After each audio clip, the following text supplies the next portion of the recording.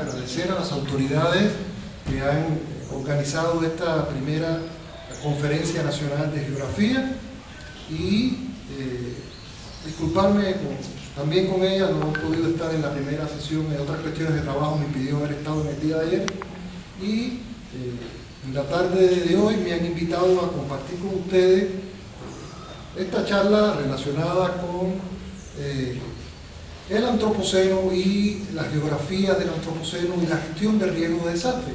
Un poco me habían informado que comenzaría abriendo la tarde de hoy y esta conferencia lo que pretende es un poco abrir las bases de una serie de trabajos y discusiones que se van a presentar a continuación y por lo tanto la idea era que tengamos alguna de estas cuestiones acá. Adelante.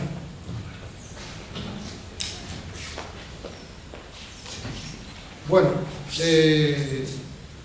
seguramente la mayoría de ustedes ya han escuchado y han oído hablar del antropoceno y realmente es un término que se viene escuchando con más fuerza en las últimas 2 décadas, a pesar de que no surgió un poco antes y no por parte del geógrafo, fue un químico el que por primera vez comentó o se refirió a este tema del antropoceno como tal.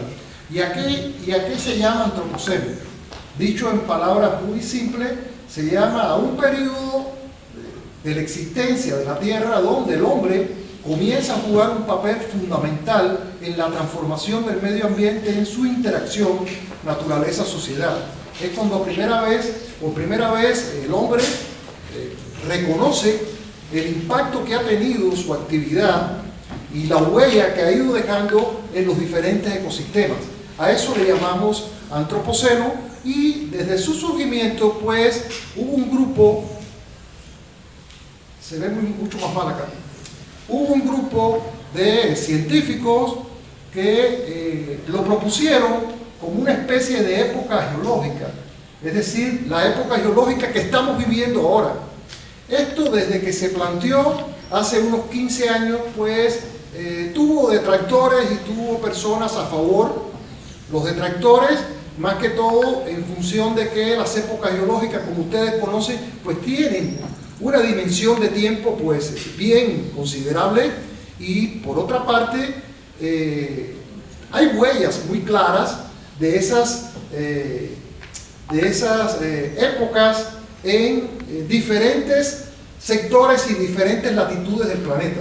Sin embargo, los que defendían el problema del antropoceno como una nueva época planteaban que ya a nivel planetario existían algunos indicios y algunas huellas, más que todo en algunos depósitos que permitían hablar de que ya había eventos, había una época que estaba representada en todo el planeta y uno de esos primeros eventos pues correspondía con las primeras explosiones nucleares de Hiroshima y Nagasaki, donde por primera vez se utiliza la bomba atómica y los radios isótopos pues más o menos estuvieron y se repartieron en todo el planeta.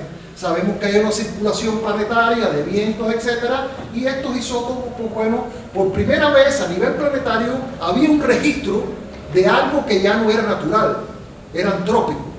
Y por eso muchos de ellos plantean que ya comenzaban a ver este tipo de cuestiones, que valía la pena hablar entonces de una época muy actual donde el papel preponderante lo tenía el hombre y por cierto no de una forma muy adecuada, sino en la mayoría de las veces en la destrucción del planeta y de sus ecosistemas. Por lo tanto, aquí no vemos bien realmente. Sí. Con esa luz realmente creo que ven menos que si quitan la luz. Pues aquí vemos en la tabla geológica cómo el antropoceno es un segundo de esa cronología geológica, un segundo donde hay una serie de impactos y de categorías que están presentes en la actualidad. La rápida aceleración de la pérdida de la biodiversidad, la alteración generalizada de los ecosistemas naturales, la alteración de los ciclos biogeoquímicos, el impacto de actividades humanas en el sistema climático. Estamos viviendo el cambio climático como tal, y una serie de cuestiones que hacían de que este grupo pues envió a la Unión Internacional de Geología la propuesta de reconocer pues el Antropoceno como una nueva época geológica. Y este grupo pues trabajó durante 15 años buscando evidencias en todo el planeta de este Antropoceno y tratando o de aprobar o de refutar esta nueva época, entre comillas, geológica, antrópica, a la cual se le llamaría el Antropoceno. Bueno, recientemente, hace ya creo que en el mes de marzo, acá, es que, perdón, habían dos presentaciones y no se estaba poniendo exactamente la que era. Bien, en el mes de marzo, pues aparece esta noticia muy importante: los geólogos rechazan el Antropoceno como nueva época de la Tierra tras 15 años de debate. Este rechazo del Antropoceno, que algunos lo han tomado de forma muy dramática, a mí me parece que lo importante no es que se haya o no aprobado una época. Lo importante es que se ha reconocido el impacto que está teniendo el hombre y que ha tenido el hombre en los últimos años sobre el planeta. Le llamemos época, le llamemos era geológica o no, pero el reconocimiento tácito y mundial de que estamos en presencia de una época, entre comillas, que no tiene que ser geológica, donde el hombre ha tenido un papel preponderante más que todo en la destrucción del planeta, es extremadamente importante. De hecho, por eso yo resalto mucho que ese grupo que haya insistido en aprobar el Antropoceno haya llevado al ámbito científico mundial esta discusión. Adelante, el próximo. Y estos científicos, pues, como les decía, proponían una serie de postulados para defender este Antropoceno como una época geológica. La próxima.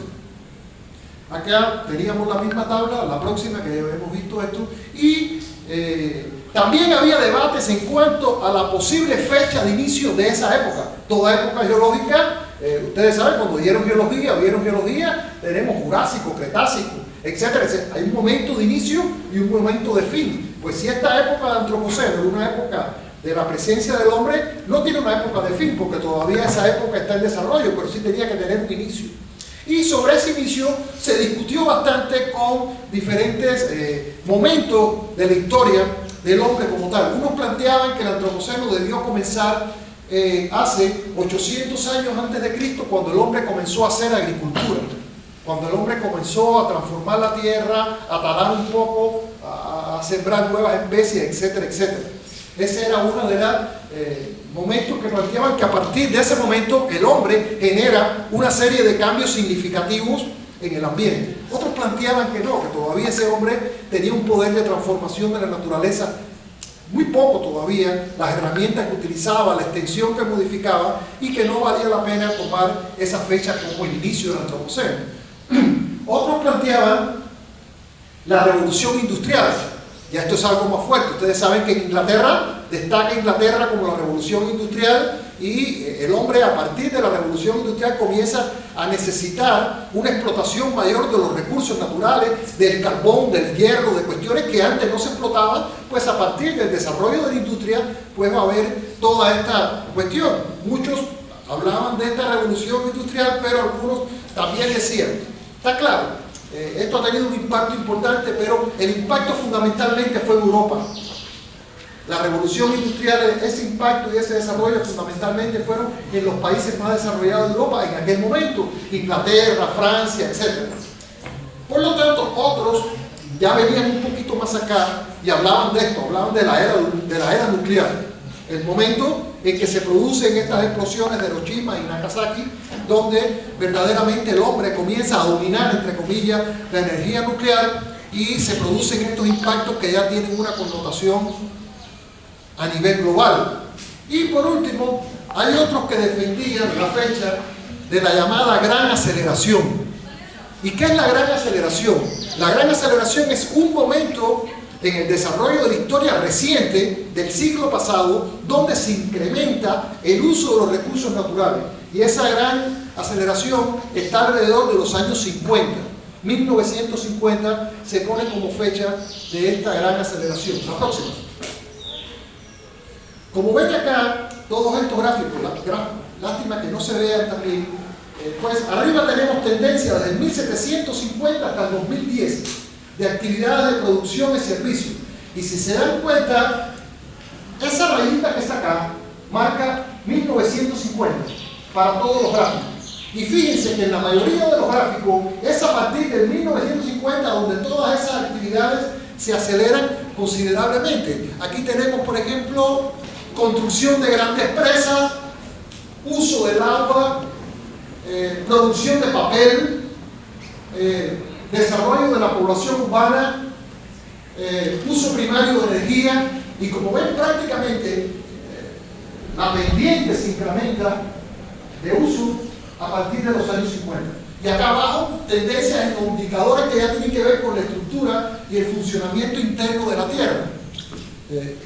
El incremento del dióxido de carbono, el óxido nitroso, el metano, el calentamiento de la superficie de la Tierra, la acidificación de los océanos, la pérdida de los bosques tropicales, etcétera, etcétera. De ahí que había un grupo importante que defendía que el inicio de esta época del Antropoceno debía ser alrededor de 1950, y esa es una teoría que yo comparto, y la comparto entre el 45 y el 50, la era nuclear y esta gran aceleración que me dio para 5 años. Me parece que son dos eventos importantes que podrían significar el inicio de esta época, digamos, llamada Antropoceno. Adelante.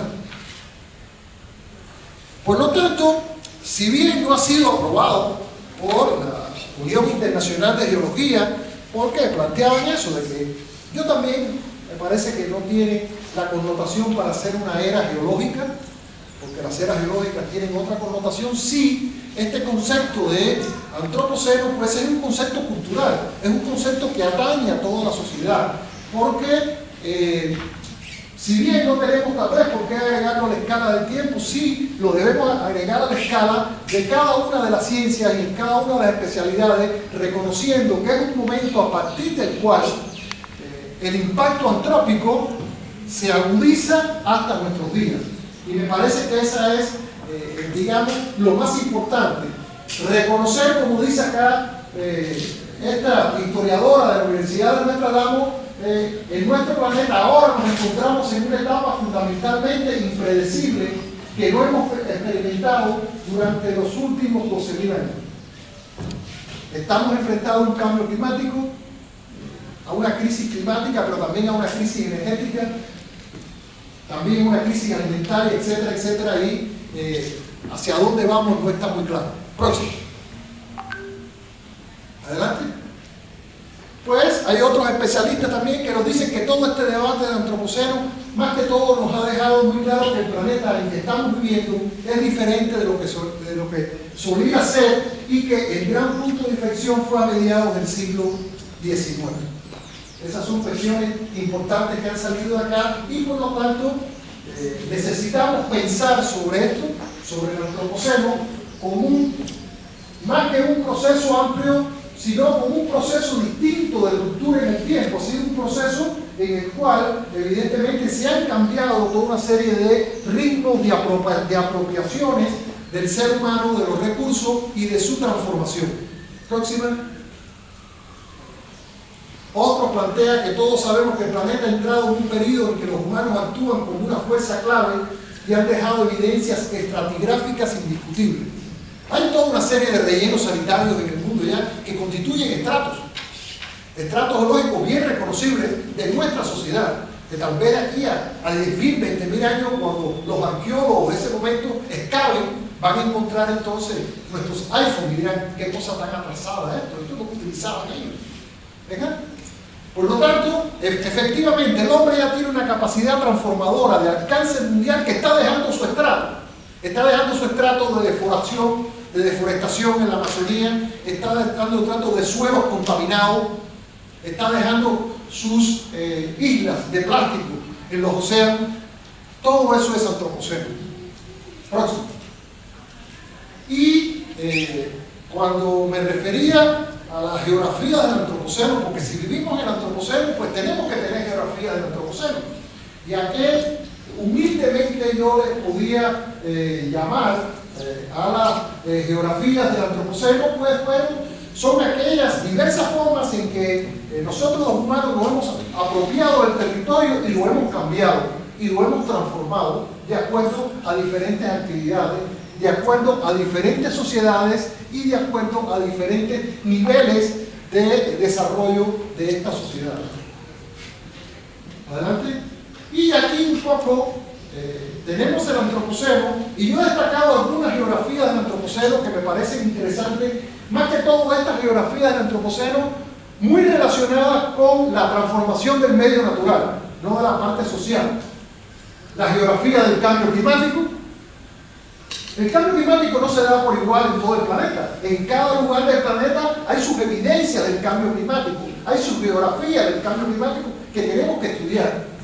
La geografía de la urbanización. Tenemos urbanizaciones de todo tipo, las grandes metrópolis, y tenemos los conos de nuestra querida Lima, las favelas de las grandes ciudades brasileñas. Son diferentes apropiaciones de urbanización del territorio. Tenemos la geografía de la biodiversidad y de la extinción. Todos los lugares tienen su propia, digamos, nivel de biodiversidad, y cada uno está teniendo también sus propios niveles de extinción de especies. La geografía de la agricultura y de la alimentación. No es lo mismo la agricultura tradicional, que ahora las grandes empresas con transgénicos que ocupan hectáreas y que devoran decenas y decenas de hectáreas de bosque en la Amazonía semanalmente. La geografía de la contaminación de los residuos. Ahí hablamos. ¿Quién se iba a imaginar que íbamos a tener islas de plástico más grandes que el Mónaco? El estado del Mónaco cabe encima completo de una isla de plástico, de esta del océano Atlántico. La geografía del agua. ¿Cuánto el hombre ha transformado el agua? Ya los incas venían trabajando muy exitosamente los problemas del agua. Sí, creo que vivimos en Lima ahora y podemos vivir en Lima ahora gracias a todo ese trabajo precedente que hicieron los incas. Pero hoy en día, ¿cómo se transforma? Hoy en día se construyen presas enormes, y cada vez que se construye una presa enorme se cambia por entero el territorio. Se pierden miles de hectáreas de suelo, de vegetación, de fauna. Hay que reubicar una serie de comunidades, etcétera, que ocupan esos lugares. Es una transformación grande el problema del agua, los trasvases de cuenca a cuenca. Y la geografía de la extracción de recursos, ni se diga. Perú es un país minero por antonomasia, y evidentemente todos sabemos, después que pasa la minería por un lugar, si es, digamos, informal o etcétera, peor todavía. Pero así todo, hasta las buenas compañías siempre nos dejan buenos pasivos mineros que están ahí acumulados y se han venido acumulando a lo largo de los años. Adelante, solamente ahora para centrarnos un poquito en cada una de ellas. La geografía del cambio climático, pues bueno, tiene implícito todas estas alteraciones que está teniendo el cambio climático, que las estamos reconociendo. ¿Quién no se da cuenta de que este año no hubo otoño? Y ni hubo primavera. Pasamos de un invierno largo y frío a un verano. Ya estamos en verano. Y del verano pasamos así, es decir, esas transiciones suaves que teníamos, y eso es típico del cambio climático, las fuertes transiciones. Por otro lado, pues bueno, todos estos incrementos de los gases de efecto invernadero pues contribuyen enormemente al cambio climático. Aquí vemos, esta es una imagen satelital de Atlántico, algo extremadamente inusual. 3 ciclones en el Atlántico a la misma vez. Ha ocurrido solamente 2 veces desde que se tiene el registro. Eso es actual, eso es cambio climático. El Caribe es una olla, está prácticamente a 28 grados de temperatura. Este año ha habido 2 grandes ciclones de categoría 5 en el Caribe. cuando eso normalmente ocurría cada 4 o 5 años. Este año ha habido 2. Aquí tenemos, esto que ven acá no es América Latina, esto es el centro de Europa. Esto es el centro de Europa, eso es en Checoslovaquia, en la antigua Checoslovaquia. Lluvias que nunca se habían dado en el centro de Europa. Ahí tenemos estas casas navegando por primera vez. Y aquí tenemos, por ejemplo, estas son las costas chilenas, cómo el nivel del mar se va comiendo. Miren acá, que es el nivel prácticamente de 5 metros de alto. Y en ese artículo hay unas imágenes de hace solo 22 años, donde prácticamente el agua estaba al nivel de... Miren cómo se ha comido el nivel de mar acá. Próximo. La geografía de la urbanización. Tenemos para todo acá. Tenemos, miren esto, si mal no recuerdo, creo que es Dubái. Aquí, miren qué nivel de urbanización.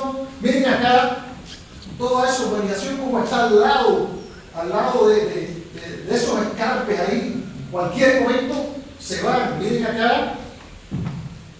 Esta es una imagen de Los Ángeles, la ciudad por antonomasia del automóvil. Ustedes saben que en la ciudad de Los Ángeles hay más área ocupada por carreteras, parqueos y grifos que lugares para habitables de edificios. Pues esta es una imagen, miren esto, de la urbanización en Los Ángeles, y acá tenemos una imagen de Nuestra Lima en uno de los conos acá arriba, ocupando los cerros, generando todas las vulnerabilidades que en la tarde de hoy ustedes van a ver de todo tipo. Próximo. La geografía de la extracción de los recursos. Pues acabamos con los bosques, acá tenemos la minería, la Amazonía, tenemos aquí el fracking, que es un método que se ha venido utilizando en las últimas 2 décadas para extraer petróleo de rocas de esquistos que hasta ese momento no se explotaban. Y fundamentalmente Estados Unidos ha acelerado mucho este proceso porque ellos sí tienen mucho petróleo en esquisto, pero desde el punto de vista ambiental es extremadamente nocivo porque primero que nada crea microsismos a nivel de explotación que ponen en peligro toda la edafofauna del suelo. Entre otras cosas, ahí también se ha visto últimamente que contaminan los acuíferos. Aquí protestando en Colombia porque no quieren, no a la fractura, así como le llaman al método en español, pero fracking en inglés. Próximo. La geografía de la contaminación de los recursos. Esta es una isla, una de las islas de plástico que hay en el océano. Casi 2 kilómetros cuadrados. No es de las más grandes. Acá, pues, tenemos las grandes ciudades y los grandes botaderos de basura. Porque no solamente son rellenos, en muchos lugares son botaderos de basura. Que ahí, pues, evidentemente, muchas de ellas se les da fuego, contribuyen todavía mucho más al calentamiento global y contribuyen también al desarrollo de emisiones, como tenemos también los continuos accidentes que se dan, por ejemplo, en los oleoductos peruanos, en medio de la selva. Es raro el mes en cual no hay un accidente y decenas de barriles de petróleo se vierten al manto freático o se vierten a los ríos en plena Amazonía. Lo que, como está allá, no se escucha mucho. Cuando tenemos aquí el derrame en Lima, en la costa de Lima, pues hay una gran visibilidad, entonces todo el mundo hablamos de esto, pero normalmente dentro de nuestra Amazonía, pues este mismo oleoducto peruano pues, constantemente está teniendo o accidentes o lo están, sí, los vándalos, pues a veces lo pican para robar petróleo. Próximo. La geografía de la biodiversidad y de la extinción. Bueno, vivimos en uno de los países más biodiversos del mundo, pero para nadie es secreto también de que esa biodiversidad la estamos perdiendo a nivel de planeta día a día. Cada día se extinguen decenas de especies, cada día. Y aquí tenemos el ejemplo, el libro rojo de las aves, el libro rojo de los peces, el libro rojo de los mamíferos, etcétera, etcétera, etcétera. Esa imagen que tenemos acá es imagen de la Amazonía con ya toda una parte totalmente deforestada. Por lo tanto, esa rica biodiversidad que atesoramos, más que todos los países del sur, también se está perdiendo. Esa geografía de la biodiversidad también tenemos que trabajarla. Próximo. La geografía de la agricultura y la alimentación, aquí tenemos, esto es un campo totalmente tecnificado de una especie transgénica de soya. ¿Qué está pasando con el transgénico? Acaban con lo anterior, están acabando con la biodiversidad, están homogeneizando las especies. Especies que nos las venden como especies resistentes, de muy alta productividad, pero que nos hace caer en el monopolio de estas compañías que la producen, porque si antes pues cosechábamos un tomate natural de las miles de especies que tenemos acá, pues no había problema, esa semillita del tomate la volvíamos a sembrar y obteníamos una plantita. Hoy en día no, hoy el tomate que es transgénico, si tiene semilla, la semilla no es capaz de reproducirse. Usted le tiene que comprar a los que venden transgénicos la semilla que sí se reproduce. Eso es parte del colonialismo económico y tecnológico que nos está introduciendo los problemas de los transgénicos. Y por supuesto, pesticidas y fertilizantes, porque todas esas grandes atenciones requieren grandes cantidades también de atención de pesticidas y de fertilizantes. Próximo. La geografía del agua. Miren, una inmensa presa. Algo majestuoso realmente. ¿Qué pasa con las presas? Cuando un río se le hace una presa, por lo general, lo digo siempre, pero por lo general, no se tienen en cuenta los caudales ecológicos. Y aguas abajo del río cambia la vida completa, los ecosistemas cambian totalmente. De hecho, tienen que cambiar porque en los sistemas de funcionamiento de los ríos hay momentos de crecida, hay momentos de inundaciones, pero hay momentos también de sequía, etcétera, y ahí aprovechan algunas especies del río, tanto animales como vegetales, para reproducirse en el lecho del río o para reproducirse en el plano de inundación, etcétera. Cuando ya se introduce una presa, aguas para abajo, ese sistema que respondía a la lluvia desaparece, porque ahora es la regulación de la presa la que va a dejar pasar más o menos agua en función de los requerimientos para cual se creó esa presa. Eso es algo importante. Las presas están matando el accionar en los ecosistemas ribereños. Aquí tenemos, esta es una imagen que parezca increíble de la Amazonía, en estos momentos prácticamente en lugares muy secos, lugares donde ya la navegación no se está pudiendo dar porque el calado de los botes no lo permite. Próximo. Y en general, todas estas geografías que tienen un basamento mucho más natural, al final, ¿con qué contribuyen? Contribuyen con una gran geografía que es la geografía de la desigualdad y la geografía de la exclusión. La geografía que dice, esto es posible para ti, pero no es posible para ti. Aquí podemos hacer esto, aquí no lo podemos hacer. Aquí podemos invertir, aquí no podemos invertir. Y esa geografía de la desigualdad, pues está representada en varias geografías que se estudian hoy en la actualidad. La geografía de la pobreza, la geografía del delito, la geografía de las epidemias, la geografía de la guerra, la geografía de las migraciones y los desplazados. Es decir, desde este componente más natural, pues evidentemente que es donde se da el hombre y donde se desarrolla el hombre, pasamos entonces a otras geografías que ya, es decir, son geografías mucho más sociales, son geografías mucho más transversales para todas las especialidades que tenemos, por ejemplo, aquí en ciencias sociales, para arqueología, para sociología, para trabajo social, para antropología, etcétera, etcétera. Eso es un poco lo que yo quería conversar en cuanto a la geografía. Tiempo es limitado. Y ahora, por último, quisiera ver entonces cómo el antropoceno va a estar presente en todo este problema del riesgo de desastre, que va a ser el tema más que todo para la tarde de hoy en general.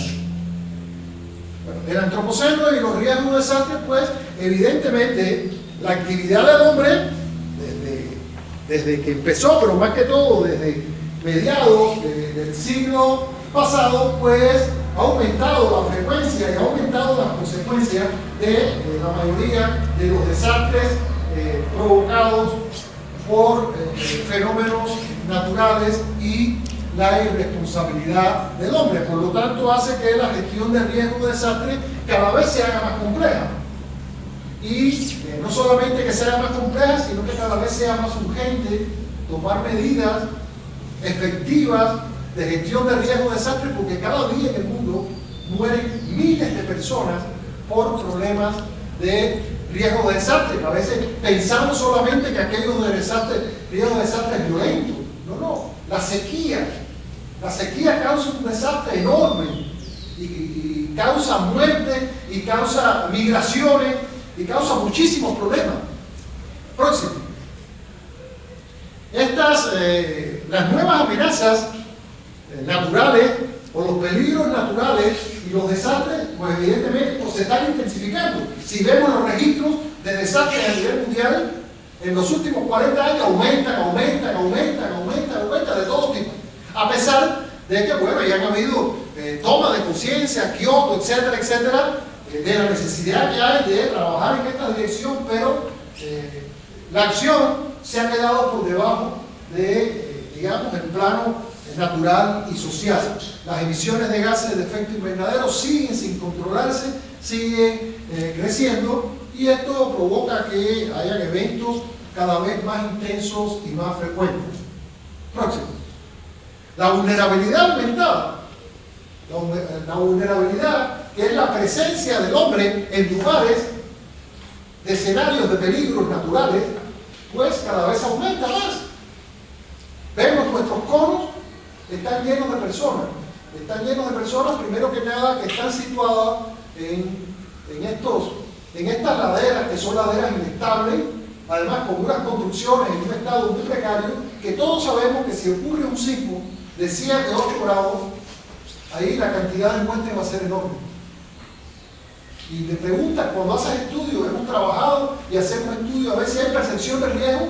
Algunos no tienen percepción de riesgo, no tienen ni la percepción de lo que están, pero otros te dicen, sí, yo sé que aquí, pero yo no tengo plata para irme a otro lugar y donde único he podido venir es aquí.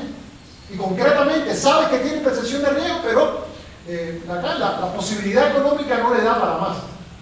Es decir, eso es algo inducido, digamos, por la pobreza. La pobreza genera evidentemente vulnerabilidad. Próximo. La degradación ambiental, pues evidentemente también constituye aumento de riesgo. A medida que los ecosistemas se van degradando, pues si un sistema, por ejemplo, de un río, cuando se degrada, pues entonces ya las laderas son más vulnerables a la erosión.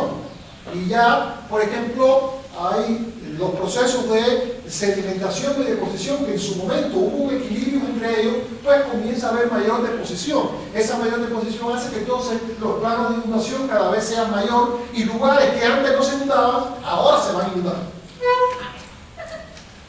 Adelante. La gestión de riesgos de desastre en el contexto de cambio climático.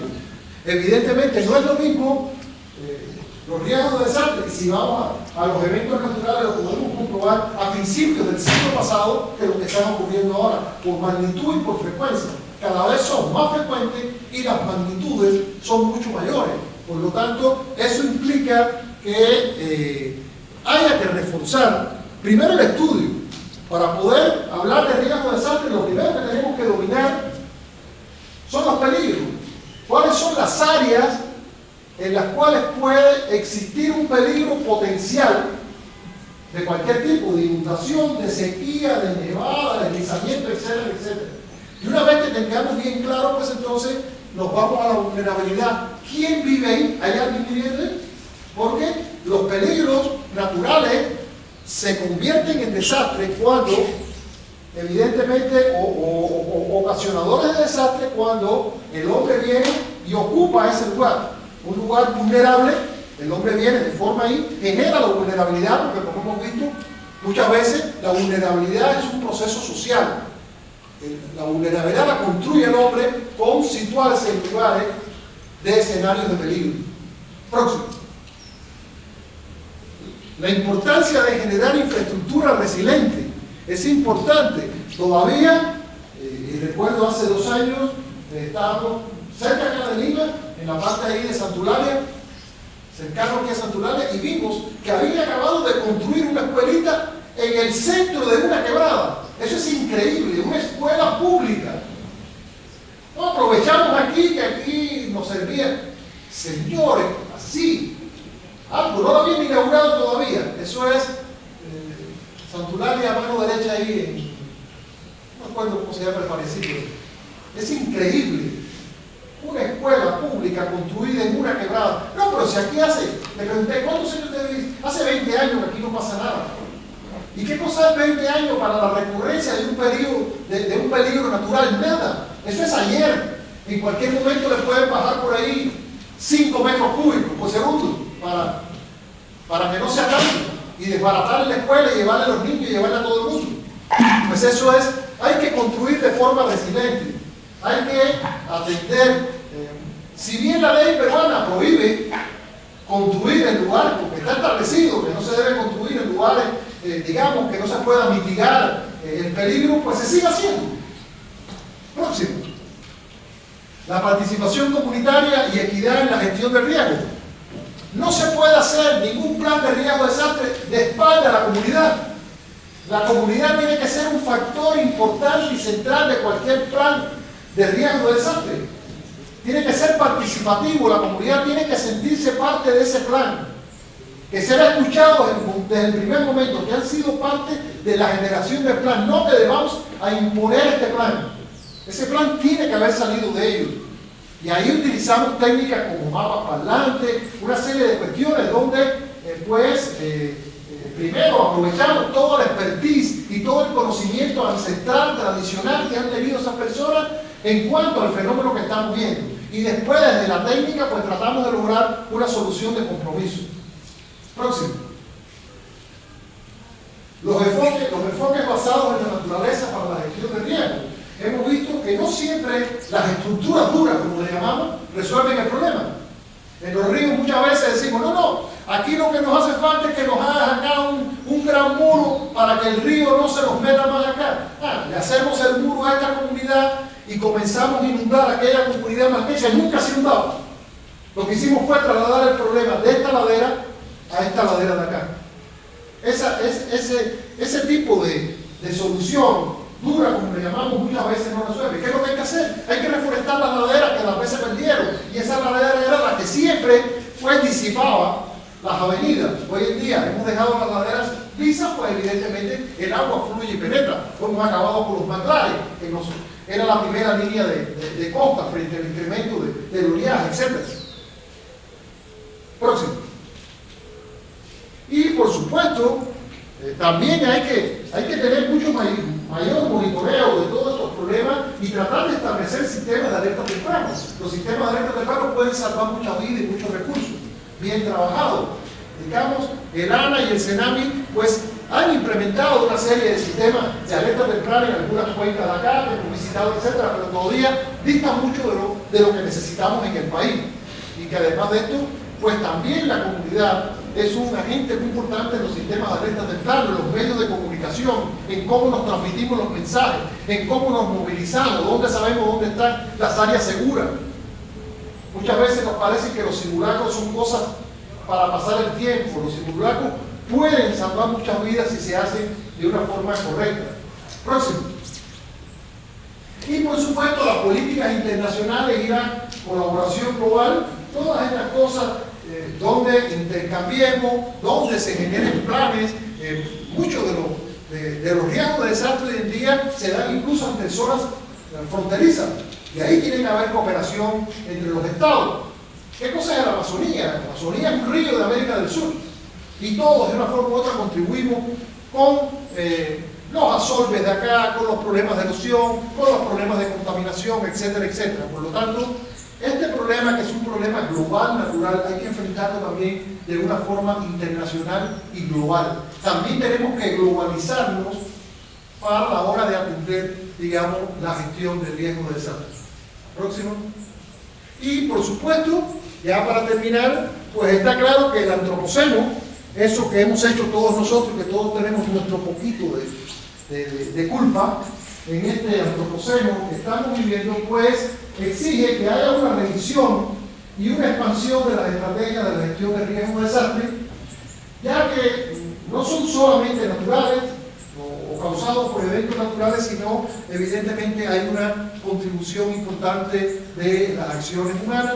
Por lo tanto, adaptarnos a este nuevo contexto requiere enfoques mucho más integrales, mucho más abiertos, mucho más técnicos, y además tiene que haber la voluntad política también de los estados en llevar a cabo estos planes y programas.